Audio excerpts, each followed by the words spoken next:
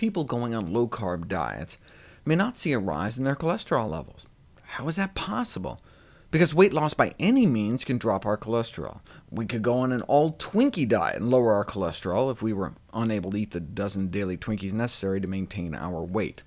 That's why a good cocaine habit can lower cholesterol. Chemotherapy can drop cholesterol like a rock.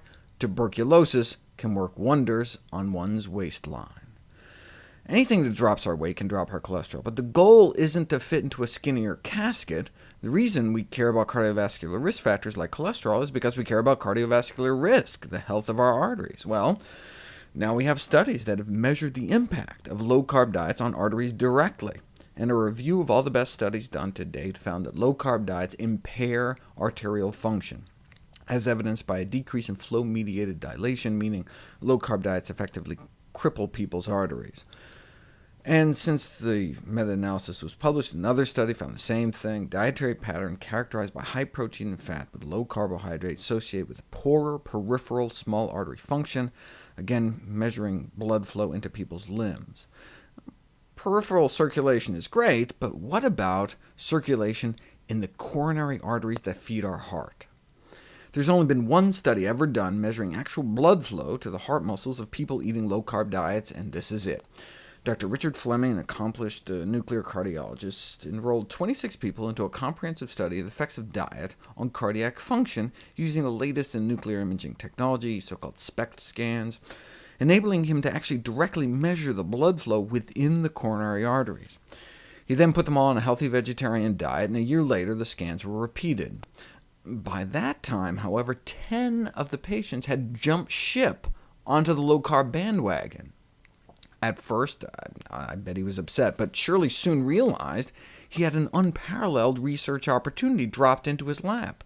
Here he had extensive imaging on 10 people following a low-carb diet, and 16 following a healthy high-carb diet. What would their hearts look like at the end of the year?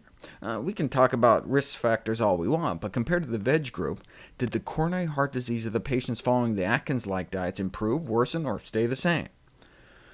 Those sticking to the vegetarian diet showed a reversal of their heart disease as expected. Their partially clogged arteries literally got cleaned out. They had 20% less atherosclerotic plaque in their arteries at the end of the year than at the beginning. What happened to those who abandoned the treatment diet and switched over to the low-carb diet?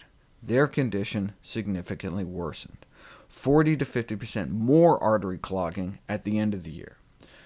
Thanks to the kind generosity of Dr. Fleming, we can actually see the changes in blood flow for ourselves. Here are some representative heart scans. The yellow, and particularly red, represent blood flow through the coronary arteries to the heart muscle. This patient went on a plant-based diet, and coronary arteries opened right up, increasing blood flow. This person, however, started out with good flow, but after a year on a low-carb diet, significantly clogged down their arterial blood flow. This is the best science to date, demonstrating the threat of low-carb diets, not just measuring risk factors, but actual blood flow in people's hearts on different diets. Of course, the reason we care about cardiac blood flow is we don't want to die, and a meta-analysis was recently published that finally went ahead and measured the ultimate endpoint, death. And low-carb diets were associated with significantly higher risk of all-cause mortality, meaning low-carbers living a significantly shorter lifespan.